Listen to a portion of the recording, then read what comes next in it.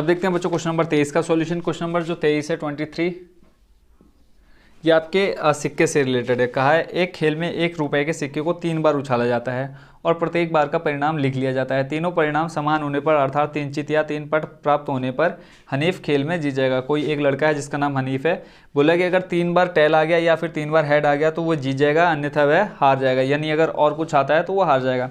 हनीफ के खेल में हार जाने की प्रायिकता परिकलित कीजिए। ठीक है, तो सबसे पहले हम ये देख लेते हैं कि जीतने और उसके हारने के टोटल अनुकूल परिणाम कितने हैं, है ना। हारने के देख लेते हैं और जीतने के देख लेते हैं। सबसे पहले हम टोटल 3 सिक्के हैं तो एक चीज़ लिख लेते हैं कि एक सिक्के पर चित व पट होता है।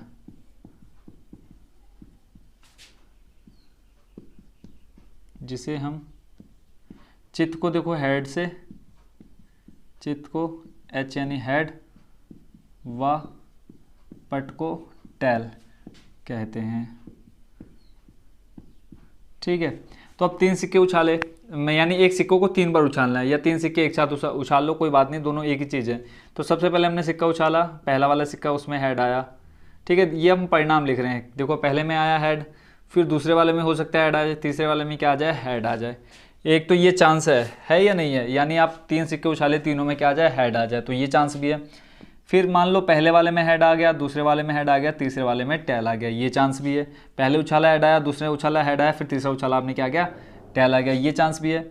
फिर आप क्या देखोगे कि हेड आ गया, टेल आ गया, फिर हेड आ गया, यानी पहले वाले में हेड आया, दूसरे वाले में टेल आया, तीसरे वाले में हेड आ गया, ये चांस भी है। इसके अलावा आप ये भी देख सकते हो कि पहले वाले में क्या गया, टेल आ गया, दूसरे वाले में हेड आ गया और तीसरे वाले में हेड आ गया, ये परिणाम है।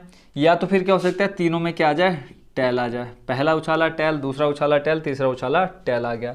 फिर ये भी हो सकता है कि पहला टेल, दूसरा टेल, तीसरा हेड आ जाए। फिर ये भी हो सकता है पहला टेल, दूसरा हेड, तीसरा टेल हो जाए।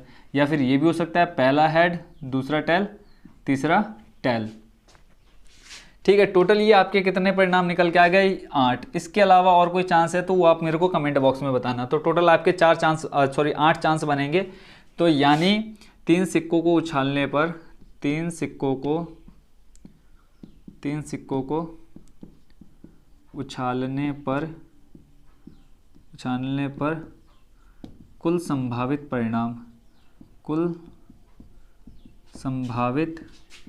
परिणाम कितने निकल के आएंगे बच्चों, आपके 8। गिन लेते हैं, देखो 1 2 3 4 5 6 7 8।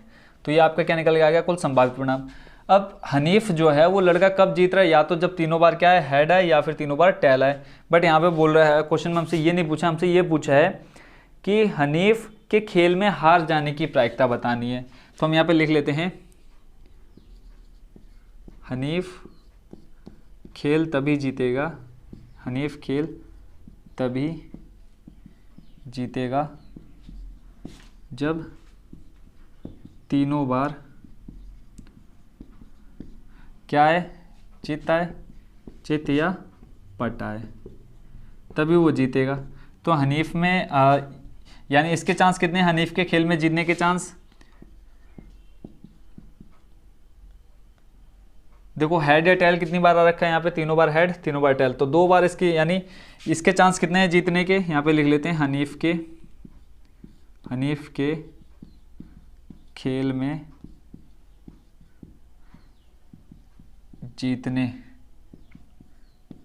जीतने के अनुकूल परिणाम, जीतने के अनुकूल परिणाम